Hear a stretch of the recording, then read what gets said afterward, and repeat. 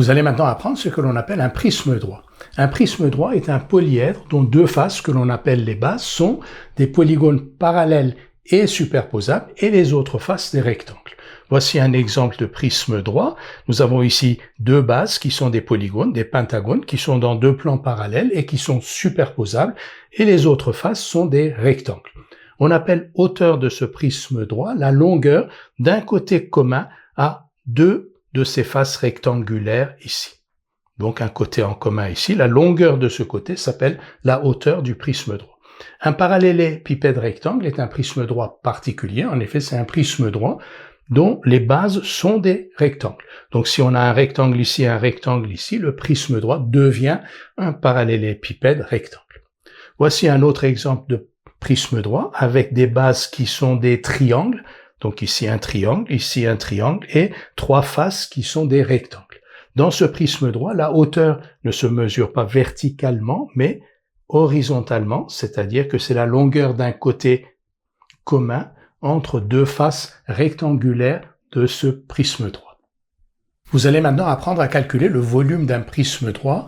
Le volume V d'un prisme droit est égal à l'aire de sa base multiplié par sa hauteur. Tout de suite un exercice, on considère le prisme droit ABCDEF.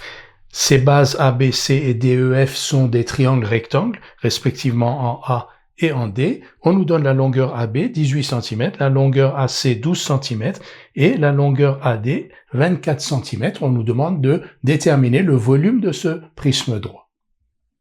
On connaît la formule pour calculer le volume d'un prisme droit, R de la base multiplié par la hauteur.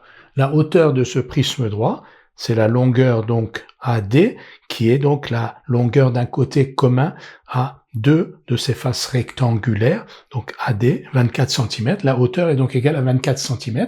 Il ne reste plus qu'à déterminer l'aire de la base. La base donc est un triangle ABC ici, rectangle en A, et l'aire d'un triangle ABC rectangle en A, c'est 1/2 fois AB fois AC. 1/2 fois la hauteur, une hauteur de ce triangle multipliée par la base correspondant à cette hauteur, donc AB est la hauteur issue de B sur la base AC. Donc l'aire de ce triangle rectangle ABC est égal à 1/2 fois AB fois AC, c'est-à-dire 1/2 fois 18 fois 12, c'est-à-dire 108 cm².